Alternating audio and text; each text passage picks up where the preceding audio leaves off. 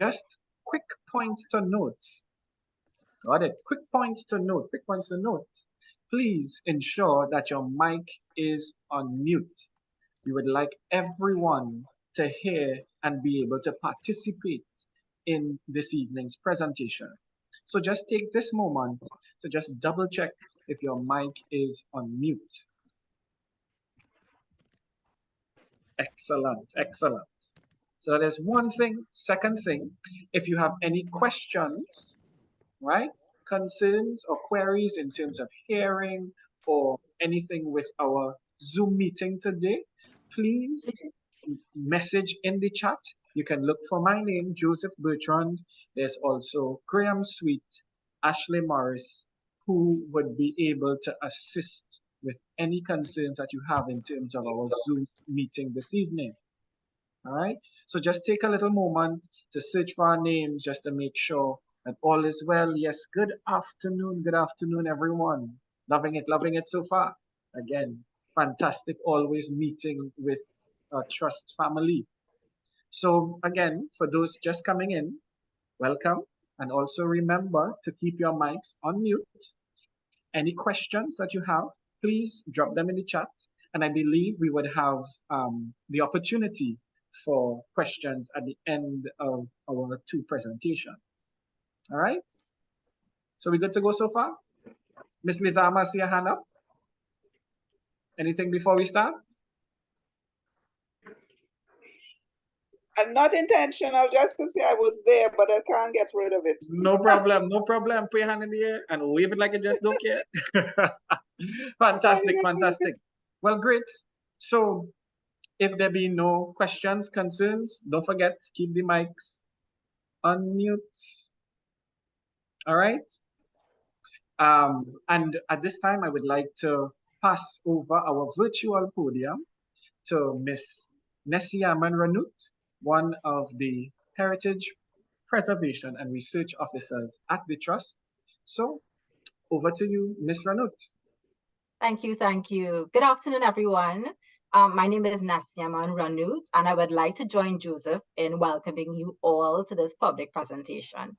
Our gathering today holds a special purpose, which is to unveil the insightful discoveries made by our two interns, Miss Marianna Burke and Miss Abigail Charles. They have been with us since the 1st of July, and they are nearing the completion of their 2-month internship at the end of this month.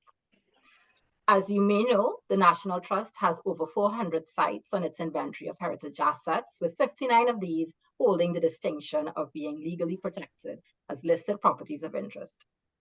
These presentations stand as a testament to our commitment to expanding our knowledge and our understanding of sites of importance within Trinidad and Tobago through rigorous research.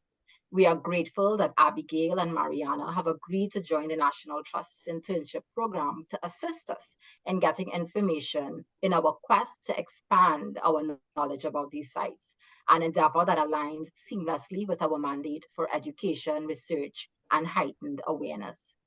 Before we delve into the heart of the presentations, allow me to introduce our dedicated interns. First, we have Marianna Burke, who envisions a future as a heritage practitioner. Marianna's academic journey has been enriched by her experiences in various heritage institutions, including museums and archives, which have deepened her comprehension of the industry's intricacies. With a fervent interest in history, culture, education, and preservation, Marianna aspires to establish her career in this realm. During her time here at the Trust, Marianna has meticulously researched the River Estate Waterwheel and Museum, and she will soon impart her findings with us. Our second intern, Abigail Charles, is equally passionate about history and is deeply committed to safeguarding and promoting our shared heritage. Abigail boasts a robust background in heritage preservation, conservation research, and documentation experience, an impressive foundation for her aspirations. She recognizes the significance of preserving our cultural heritage and believes that research and documentation are essential pillars of effective preservation. Abigail's current focus revolves around the Indigo Pits in Tobago, and her exploration promises to be enlightening. With this introduction complete, I extend the stage to Ms. Marianna Burke, who will illuminate us with her presentation. Following her, Ms. Abigail Charles, who is currently in Tobago, will present her pre-recorded presentation. After their presentations, I encourage all of you in our esteemed audience to seize the opportunity to pose questions, provide commentary, and share your invaluable feedback. The floor is now yours, Marianna.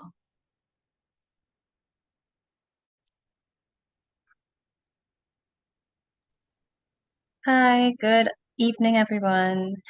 Just give me a minute to share my screen and then I'll begin.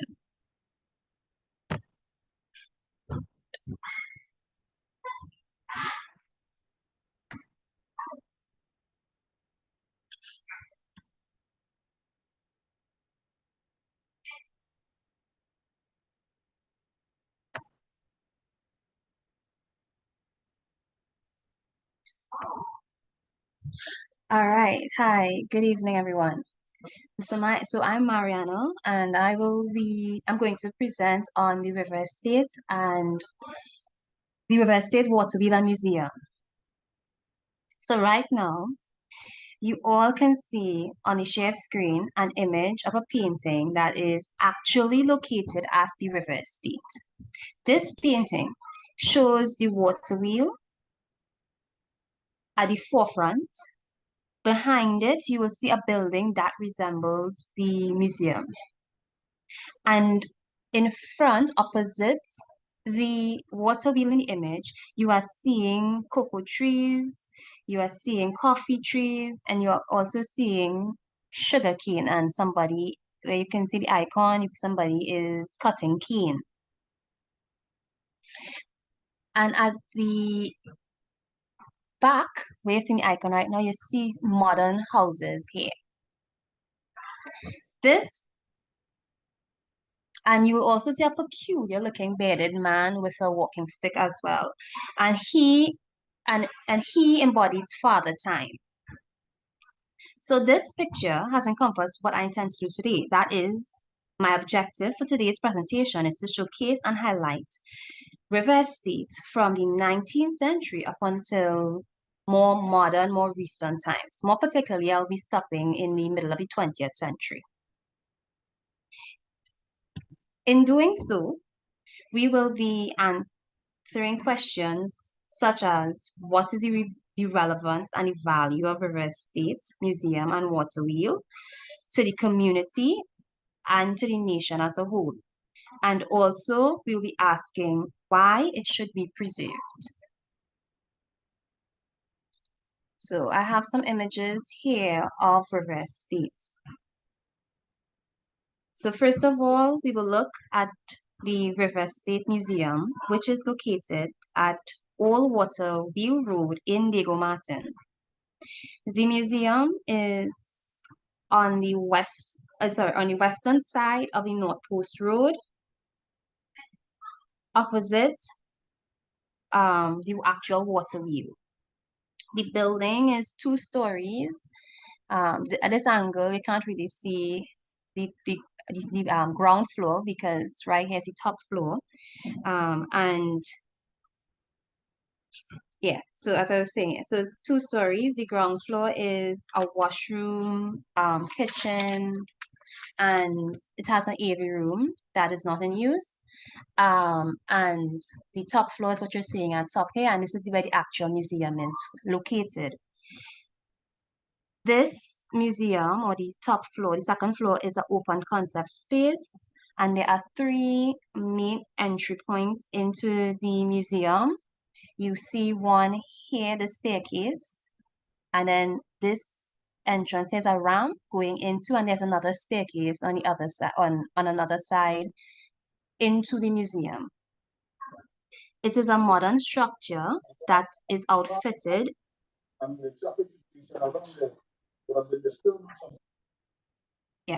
It is a modern structure that is outfitted in a British colonial architectural style. It is simple, symmetrical, and it's square in shape.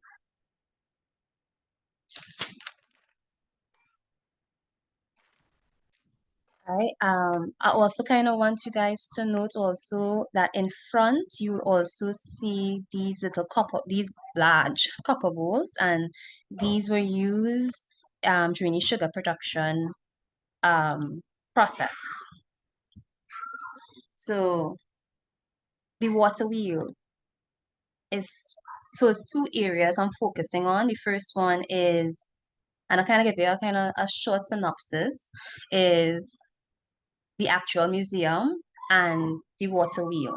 So I'm going to give you the short description and talk about the function of it before I get into the nitty-gritty.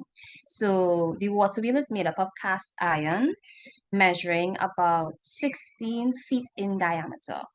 The foundation, if you look here, the foundation and supporting wall is made up of limestone brick, which was quarried in Diego Martin.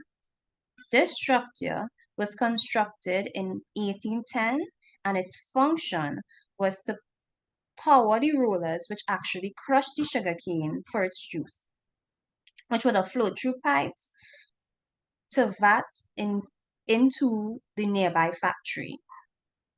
Right? The nearby factory, well, the factory is no longer in existence. It's no longer in existence, and it's important to note that this water wheel is an undershot water wheel, and it basically means that it turns by the water flowing under it. So the name of the estate is River Estate. So there is a river passing through it.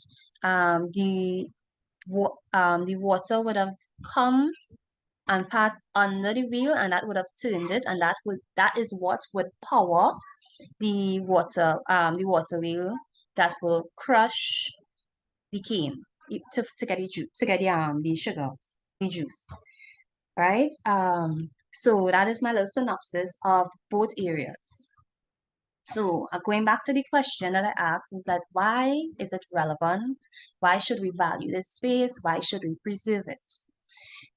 The what according and I want to get started by giving a kind of a timeline of certain events that happen to kind of bring home the point why River Estate is important and should be valued. So let's start. So around 1810,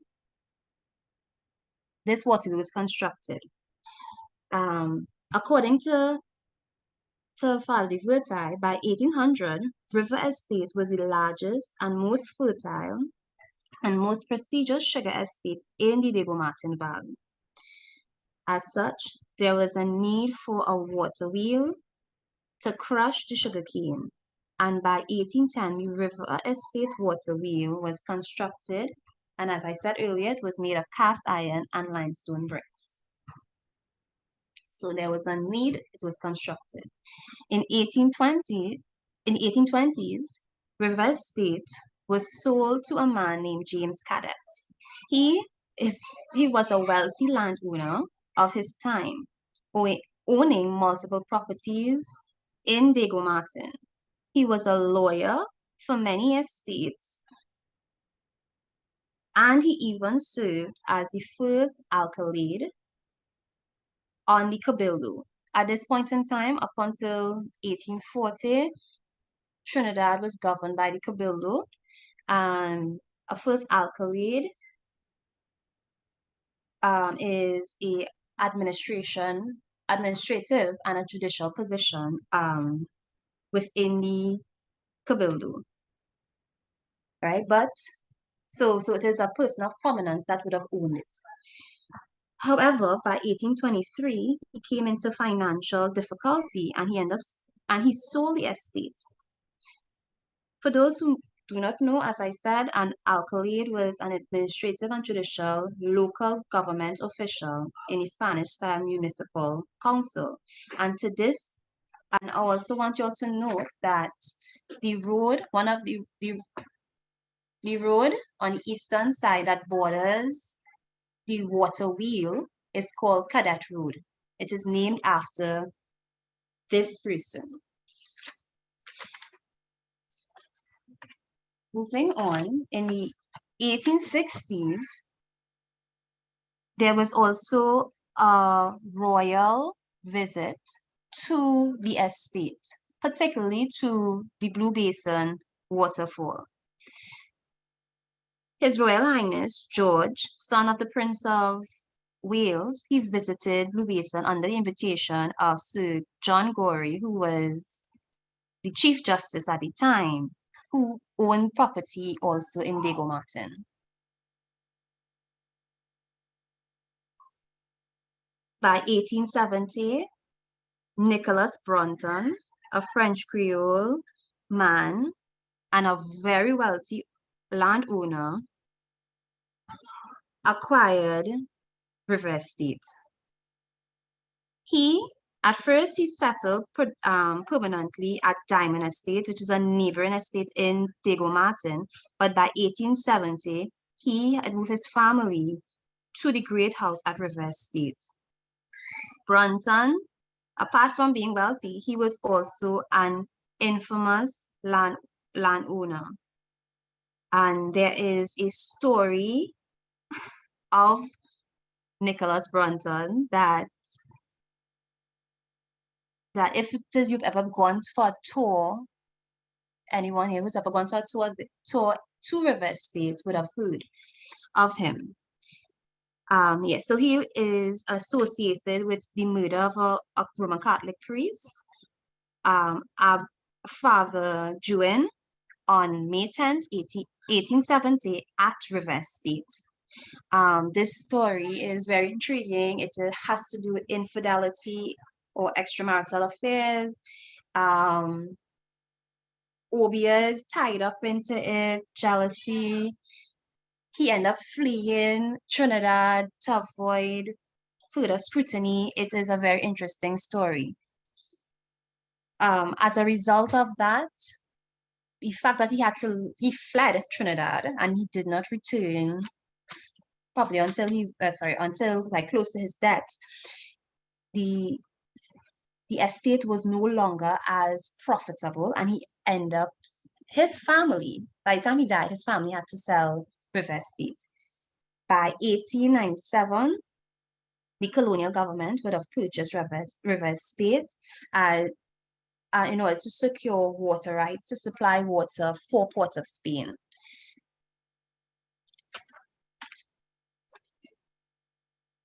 Right, and by 1910, the government would have taken that same River Estate and they would have leased it to the Imperial College of Tropical Agriculture at St. Augustine, which is now UWI St. Augustine campus, to use River Estate as an experimental station for the propagation of cocoa and coffee. The Imperial College, for this project, the Imperial College would have partnered with Cadbury Chocolates, which is everybody knows of Cadbury Chocolates, in the experiments that they would have done on our local Trinitario cocoa. By 1957, the Imperial College would have returned the River Estate, to the government, and since then, the government would have taken large portions of the estate and converted it into government housing. So you have like the River Estate housing. So you have different housing developments within that area now. So more or less what we are left with is the museum and the water wheel, more or less. All right, so basically I have just answered the first question on its relevance. So now we have to ask why. Why should we preserve it? So I have 3 areas that I'd like to focus on to answer that question. Why should the museum and water wheel be preserved? First, I would like to look at the historical associations of the place and the social and economic impact. This space can shed light on social and economic life in 19th century Diego Martin. It is a space where persons of different races, ethnicities, and culture came to work. People mixed and settled in villages or nearby the estates. In the 19th century, persons of African and East Indian descent worked and lived on the plantation, but so did Irish indentured laborers and Grenadian migrants, free men and women from within the country and even from other Caribbean territories.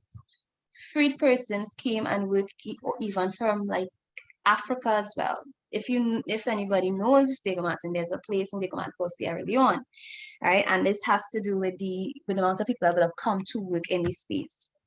Also, many different crops were planted on the estates at different times during the period of 1800 to the 1900s, contributing to the development of both the economy and the wider society.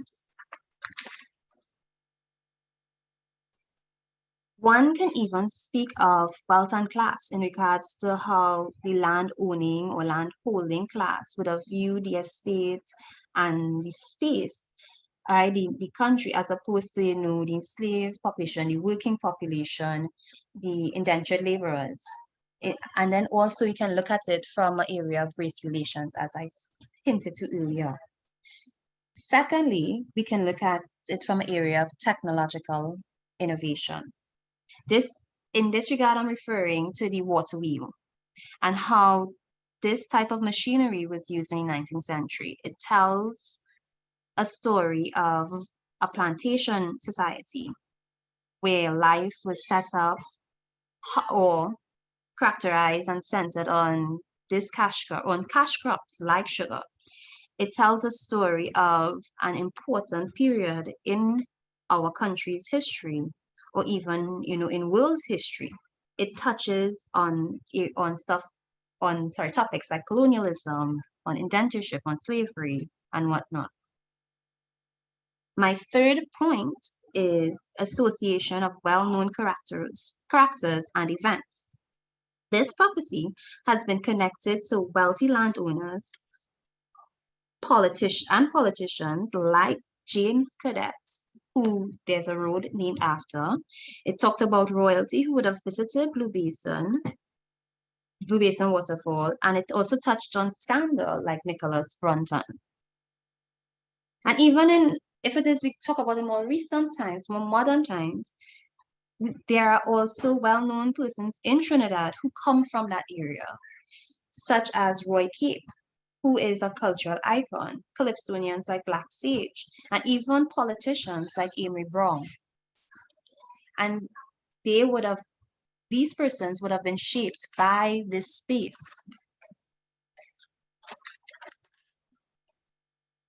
All right, so in conclusion, my contribution is that River Estate has an important story to tell of Trinidad, and knowing this story helps us as a people understand and appreciate society, culture, and identity. So, thank you for listening. Thank you, Miss Marianna Burke. Thank you very much for the work that you've put into the dossier. And there's a lot that I didn't know, and I saw in the chat drama, all kinds of things happening. So thank you very much for opening our eyes to this portion of our history. And next, we would have the recorded presentation by Miss Abigail Charles.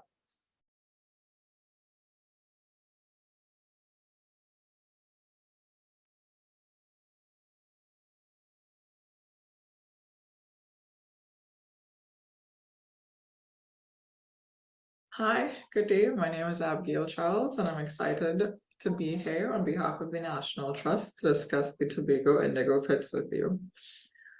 As some of the physical remains of the indigo trade in the Caribbean, and more specifically the only two remaining in Trinidad and Tobago, it's hard to deny the impacts of influence, discovery, and industry that these sites represent. This is, however, also an opportunity to encourage further protection, preservation, and innovation of these two cultural sites.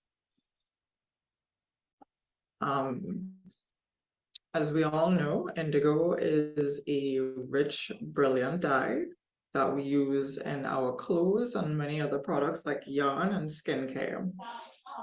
This dye traditionally came from indigo or indigofera, and it is a genus of flowering plants with over 750 different species. And as some of you may know, the shade of the species or the shade of the plant will determine the shade of the dye that you come to see when you're using it as dye. So two of the main species of indigo that are actually present when you're using dye are Indigofera tinctora and Indigofera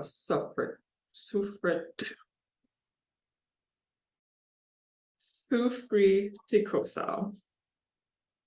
And one of those two are actually present in Tobago, the Indigofera sufriticosa.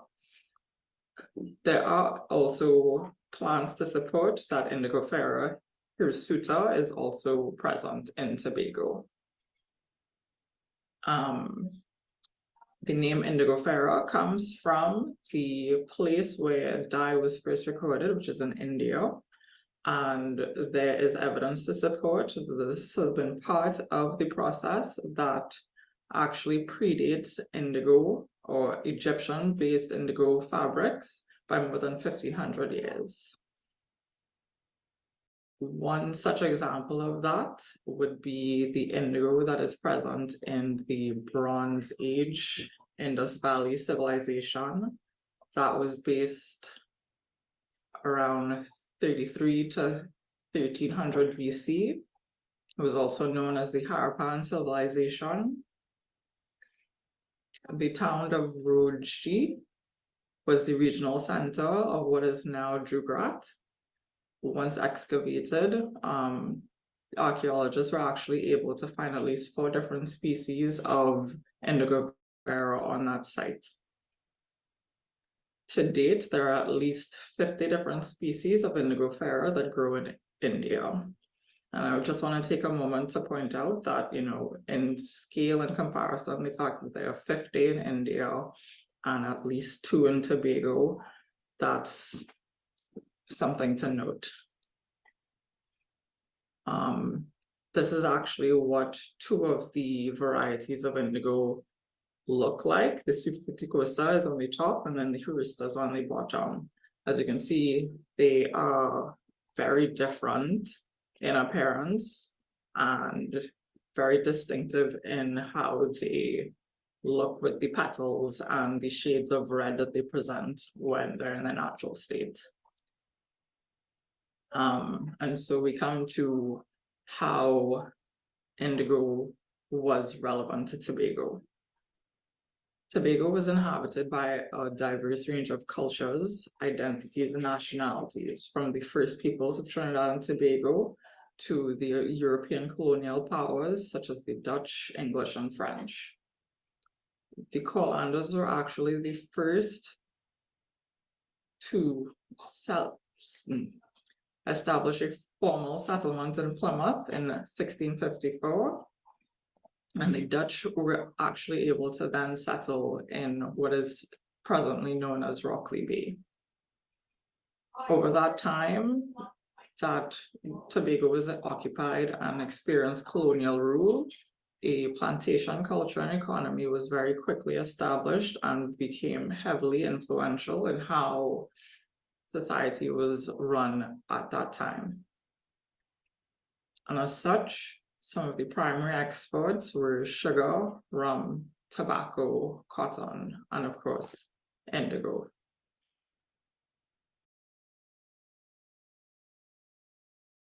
As seen in this map here that was developed by the Tobago Library Services, indigo production has actually been historically noted as taking place in Crown Point and Parlatuvier, while there are also records to show that plantations existed all over Tobago, from Corland to Mason Hall to Roxburgh to Pigeon Peak.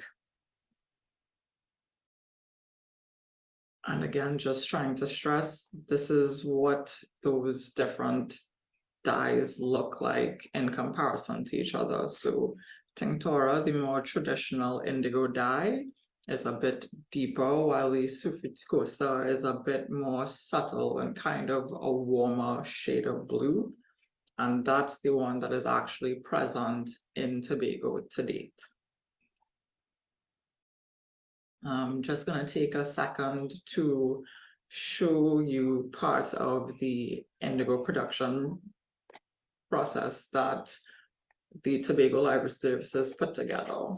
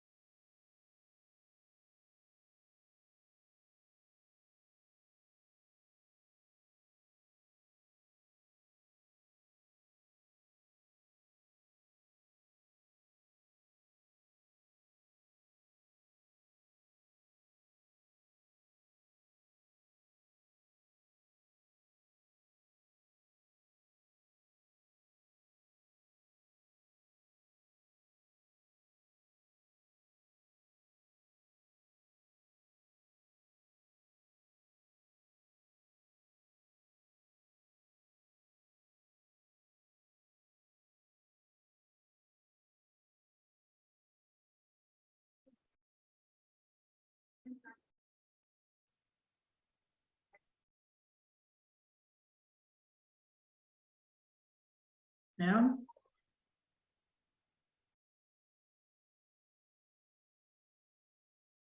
So as that video discussed, there are a couple or well, many different ways in order for you to obtain indigo or the indigo dye.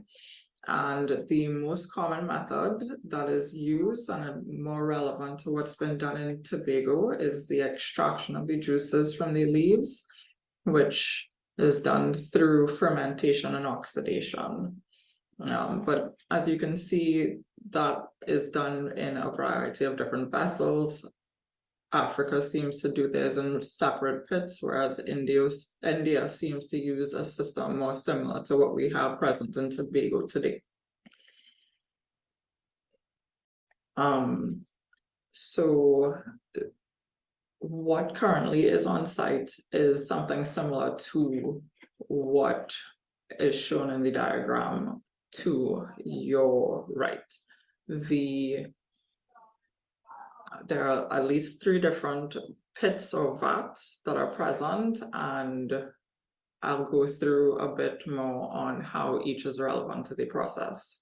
So the first one is the steeper, and basically what happens is you take fresh indigo leaves and branches and you place those into a vat or pit called a steeper, and that is allowed to, the leaves are just allowed to soak, and the natural juices or indican is allowed to separate, precipitate from the leaves into the liquid, and it's left to ferment for several hours.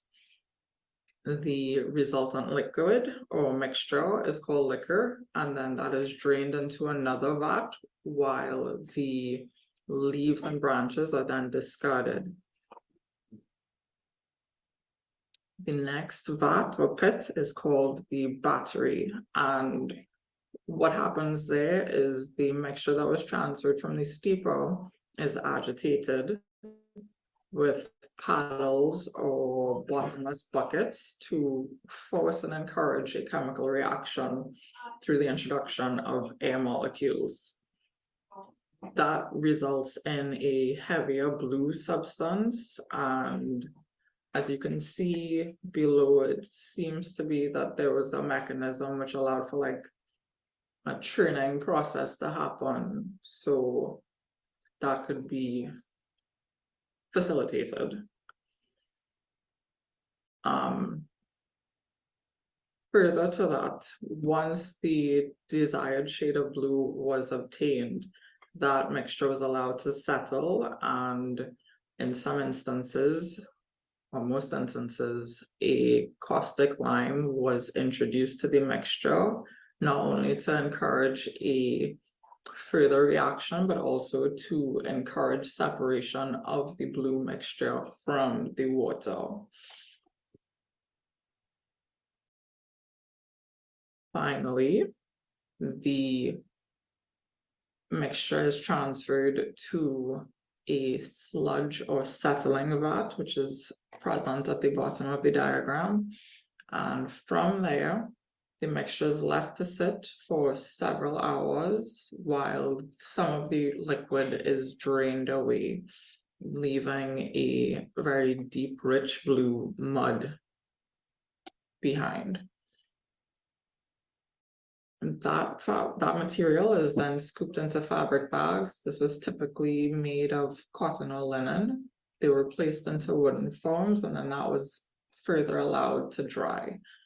Before, however, becoming completely hard, those cubes were cut, well, those shapes were cut into cakes or bricks, and that was placed onto racks so that the process could continue a bit further and the bricks were allowed to become fully dry. Those were then packed into barrels and then transported off of the island. As you can see to the top right, it looks a bit like a blue brownie, just, don't eat it. And yeah, that would then be used to dye yarn, clothes, all different shades, all different hues, and basically contributed to the furthering of the European powers and their economic benefit. So finally, I just want to get into what remains on site today. At present, I only have record of the Crown Point site, and my intention or recommendation is to have the Parlatuvier site also documented, just for future reference and to further bolster this research. At present, on Crown Point, the Indigo Pits actually cover a 1,472 approximate square foot area. The body of it seems to be made of stone, potentially limestone, coral, and possibly lime water is used to line the interior of the walls. This survey that you're seeing to the right-hand side was conducted by myself and Mr. Tano in 2023, and to date we are unsure of the ownership. However, I'm still working on getting that information verified. It's actually very close to the NP fuel receiving terminal, and they are very close to the MP fuel lines that are running towards that. The ANR Robinson International Airport is also to the northeast of the site. And yeah, this is what the site looks like today. There's a lot of tree root encroachment, a lot of plant litter that's making it a bit difficult to determine what the base of the pits look like at present, just to determine how much or how far the encroachment has gone. Has it compromised the base? And if tree removal is even possible at some points without damaging the rest of the site. This kind of gives you a closer view of what the exterior looks like, where you start to see the cut stone and the coral, and, well, more obviously the tree and root encroachment and the plant litter present as well. And that is it for me. I would just like to take a moment to again thank or acknowledge the work that Ms. Fernandez did from the Tobago Library Services, because a lot of the information and basic resources that I used were from the Indigo Diaries research that she and her team conducted back in 2019.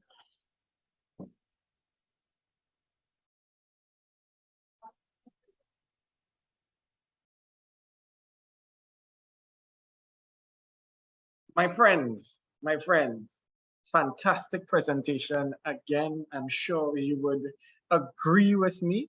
So thank you very much.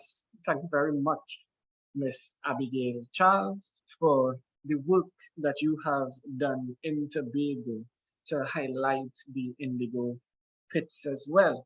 So at this time, we would like to open for the floor for questions. We have quite a few in the chat already, but just to kind of put things into context again for us all of this that was presented today is put together for us based on the work that they would have done in just the July, August period. It is mind-blowing how much they were able to get done in this very short period. So I think I can speak on behalf of everyone. Congratulations, and thank you very much for the work again that you have put into these two sites, both of you. So firstly, we had a question, well, not really a question, but if you can, Ms. Charles, if you can, right, sorry, Ms. Burke, if you can put up your work cited, please, again, just so that people can see the list, the reference list. So while you're putting that up, we can get straight into some of the questions. One, so while Ms. Charles is organizing, I'm sorry, while Ms. Burke is organizing that, Ms. Charles, could you give us a little bit more about your experience in Tobago? And there's a question talking about how do we purchase the indigo in Trinidad, if there's the ability for that, what else have you found? And there's also a question in terms of mapping the sites in Trinidad and Tobago. All right, so let me get just a little bit from you based on that while we organize the bibliography on the other end. Hi, could you repeat the first part of the question? I think I heard the end about like where to get the dye and how to First part of the document. question, where can we get indigo in Trinidad and Tobago? Have you come across that in your research? Honestly, no. Like I want to say you sort of see the sales of indigo really fall off the records like in the 1800s, I want to say, like don't quote me on that specifically, but it really has fallen off in terms of something that really is supported as an industry in Trinidad and Tobago, as far as I could tell. Okay, understood. And the second half of the question, coming from Mr. Khan, looking at your presentation, how can we map and conserve the sites of indigo, both Trinidad and Tobago? And well, let's just look at that in particular. He goes into looking at other National Trust sites about conserving. So just in terms of the indigo sites, what do you think about, what are your thoughts on mapping these sites and then having some level of agreement in terms of law to save these sites? Are these maps available? Do we have to draw them? Stuff like that. Yeah, I want to say the first thing would be to start very carefully because of the fact that, like, for example, the one with Crown Point, there's obviously a lot of potential damage that could be done if you just go in and try to, say, address the tree roots, and then you could potentially be taking down a whole wall in the process. So For me personally, I had help on the Crown Point site with the Tobago Conservation Society. I spoke with Gabriel Tigotano, and he was a great resource just in terms of what they'd already found, what they already were aware of. And so if there's a heritage group, conservation group, or society in the area or region that could have the information, that would be my first point of contact if you have one available to you, Mr. Khan. And then from there, sometimes all you just need is a 100-foot tape, a pencil, and a little bit of patience. Some good quality photos, and yeah, that will be enough to at least get the basics down. If you have access to a surveyor, that would be my next recommendation. I don't know that I can speak to the legal side of it. Right, understood. A trust question. Yeah, understood. Great, thank you very much, and I like the ideas that you brought forward. Ms. Burke. Yeah. Yeah. Hi, fantastic presentation. This question is for you. We got a fantastic summary on why to conserve the sites. But based on your research and based on the work that you've done, what do you think about how do we then conserve the sites? How we should go about conserving the site? Preserving the site? Yeah. Based on your research. Okay, so when it comes to this site, I've spoke to different stakeholders, different persons within the community, and gotten feedback from them, because it's clear that the site needs to be preserved, and they would have put forward certain solutions. I'm a person who believes like the people in the area, they ought to know. Once they know the value of the site, they ought to know. And they were talking about bringing in so first of all, fixing the building, because the museum itself has some infrastructural issues there, like leaky roof and what have you. So to actually maintain and fix it, not necessarily change the structure and how it looks, but address some of the issues, higher security to protect the space, because in the area, I don't know if the person who asked the question is from the area, there is a basketball court near the water wheel, which is problematic, and a small goal is played in front of it. So security area, higher security, also hire like tour guides, like that will sit in the space if it is from 8 to 4 to actually come and speak. Because in most cases, if you don't come with a tour group or you just walk in, you would be walking through the museum by yourself without, and there's not much aid, flyers, signage that is up, and the signage that is up is faded.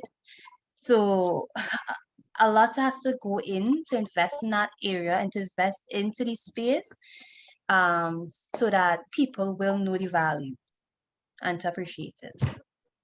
Okay, thank you very much. Thank you very much. And very pointed. Thank you, and I really appreciate the response. Quick question also coming in, and I believe we could have maybe Mr. Sweet, who is the business development officer at the trust. A question came in asking about how do we visit some of these sites. So if you're able, then it'd be great for you to jump in. Can anyone hear me? Loud and clear, sir. Okay, great. All right, so yeah, so that was a great question, and it's one of the ways that we are able to help protect sites. If people believe and see that there is utility to them, there's information to be gained from it, then they're more inclined to want to see it protected. I am aware that within that Diego Martin region, we recently attended a function organized by the Community Development Ministry, in which they had a local community group who was into micro-entrepreneurship, where they were producing localized goods. And when they were talking about the area in terms of what they had to offer Trinidad and Tobago as a product, they were actually very mindful of those kinds of heritage spaces as a draw for local and international tourism. So they were already fairly vested in wanting to see something happen at this site to protect it, to make it a place that could draw more people to for the add-on benefit of other types of merchandising and food stuff that they were producing. So that, as I said, they wanted to give visitors to the area full experience, culinary, heritage, etc. I also understand, in terms of the suggestions made for the restoration of it, that the River Estate site is one of the places that has been put under the responsibility of the Ministry of Tourism. And they are therefore allocating their resources in terms of design persons, engineers, funding as well, to undertake the restoration work necessary so that the site can be restored to a position of that is becoming of its historical significance. So the safety issues will be removed, the reference to the adequate signing, personnel, security, etc. All those things are supposed to be addressed.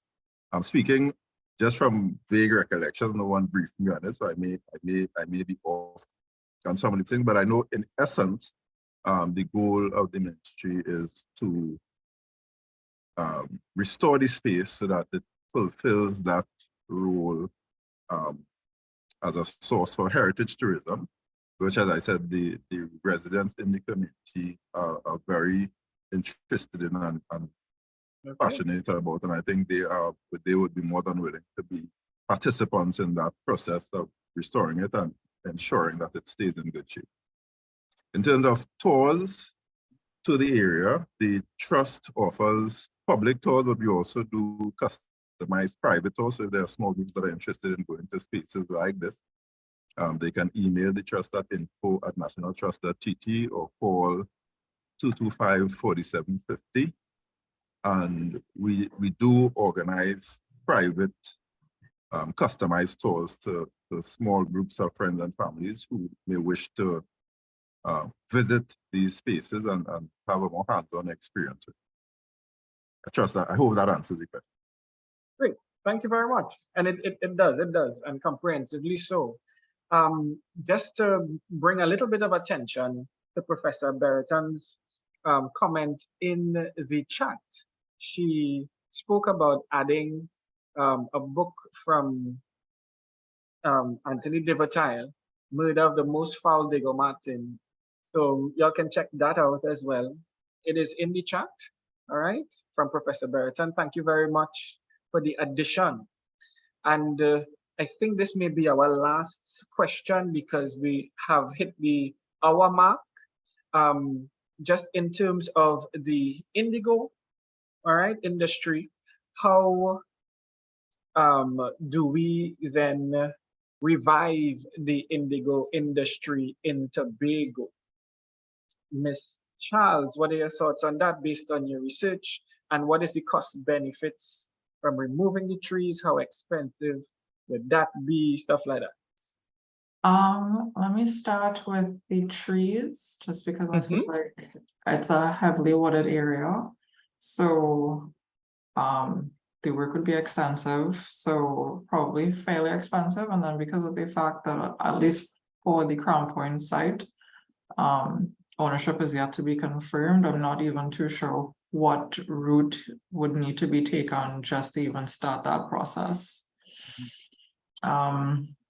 As far as reviving the indigo industry, I think that'd be great. Like, there are a lot of local artisans that do their own fabric work, and I mean, indigo doesn't just have to be about fabric. It could be about skincare, it could be about hair care, it could be about a couple other different things. So there's so many different avenues that could be tapped into as a resource, and also as a starting point to raising awareness and probably reviving some aspects of the tourism industry in Tobago, or diversifying it a bit. So yeah, I think it's worth considering and looking into and supporting in Tobago. Cool. Thank you very much. Mhm. And as we are wrapping up, I would like to bring back to our virtual podium Miss Nesiaman Ranut for final thoughts at this time. So, Miss Ranut. Thank you once again, Joseph, for that. Thank you, Marianna and Abigail, for fantastic presentations. You all have really done an excellent job in enlightening us and, you know, sharing a bit of history. Much of it may have been unknown to some of us. You know, we worked together just for, you know, close to 2 months, and they have really gone all out. So I just want to publicly say thank you. It has been an honor, you know, working with you, and I can't wait to see, you know, the completion of all your work and research. So thank you, and thank you all for coming to witness, share, comment on their presentations. Thanks once again. Thank you very much, Ms. Ranut. Thank you very much, Ms. Burke and Ms. Charles, and to all who are here with us, and comments from the National Archives, Ms. Wong Tang said, well done, stuff like that. So really, really, really impressed with the work that you all have brought forward today. So at this time, ladies, gentlemen, my friends, thank you very much for joining us and to have this chat about our heritage. So remember, at the National Trust, we deal with preservation of our natural and built heritage. So continue to join us, continue to be with us, tell a friend about the trust. And we are only as strong as our membership. All right. So my friends, join, stand with us, and stand so that we can tell the world that Trinidad and Tobago's heritage is important. All right. So thank you all very much again for joining us. The number for the trust and in terms of the tours, etc., 225-4750. And again, the presentations will be available to our members. All right. So again, tell a friend, join the National Trust, and stand with us in protecting and conserving our heritage. So at this time, we would adjourn the meeting. We have refreshments at your fridge,